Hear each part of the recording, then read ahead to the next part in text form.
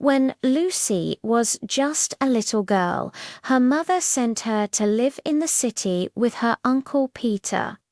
The night before she left, her mother held her close. "Be obedient to your uncle," she said. "He's a good man. Always be respectful, just like I taught you, and do whatever he tells you, because he is wise." The next morning, Uncle Peter arrived. Lucy, excited for a new adventure, happily put her bags in the car. Her mother watched with a heavy heart, knowing the city was too far for frequent visits. "Take care, my daughter," she called out, waving as the car sped away. The journey was a blur of tall buildings and city lights. Lucy was mesmerized. "You'll get used to it," Uncle Peter said with a smile. They arrived at a huge mansion, far grander than anything Lucy had ever seen. Inside, she was treated to a delicious meal of jollof, rice, and juice. Mr. Peter was a successful businessman. His wife traveled often for her job, sometimes only visiting twice a month, leaving Peter and their 2 children at home. As Lucy settled in, a strange feeling began to grow. Her uncle's behavior started to change. He would find excuses to touch her in ways that made her feel uneasy and uncomfortable. At first, she thought he was just being affectionate, but as it kept happening, a knot of fear tightened in her stomach. She felt trapped and alone. One Saturday, while playing with her cousins, she heard her uncle call her name. He was in his room, watching a movie on TV that felt wrong for her to see. He stared at her dress for a moment, then asked her to get him a glass of water. When Lucy returned, her uncle took the water, set it aside, and locked the bedroom door.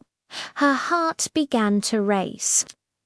"Lucy, I need something from you," he said, his voice strange. "What is it, Uncle?" she asked, confused. He replied, "I want you to give me what my wife hardly does." Lucy didn't understand. He placed his hands on her shoulders and started rubbing them, his touch sending shivers of fear down her spine. As his hands moved lower, Lucy pulled away. "Uncle, my mother told me not to let anyone touch me there," she said, her voice trembling. "Lucy," he said softly, "remember your mother told you to do everything I say. She knows I would never hurt you." Lost and confused, remembering her mother's words to always obey, Lucy allowed him to continue. What happened next was a blur of pain and confusion. She didn't understand it, but she knew it was wrong. She cried and begged him to stop, but he wouldn't listen. Her cries were muffled by the closed door. Her cousins, John and his sister, were waiting for her in the living room.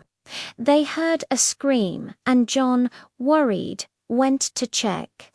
The sound was coming from his father's bedroom. He tried the door, but it was locked.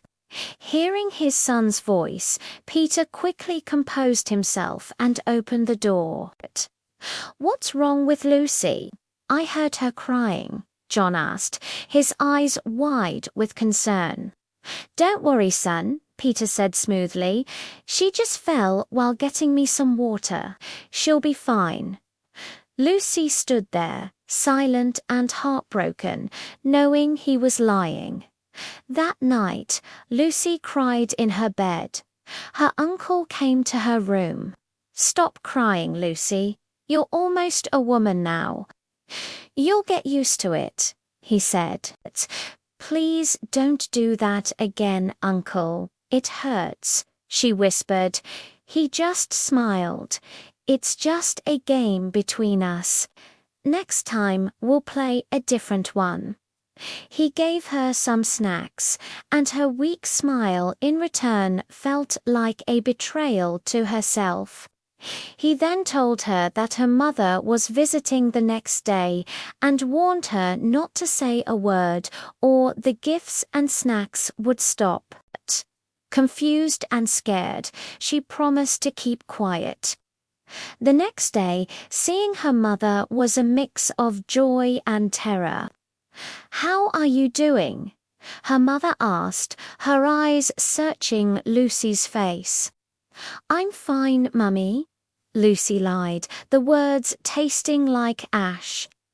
Her mother sensed something was wrong but didn't press.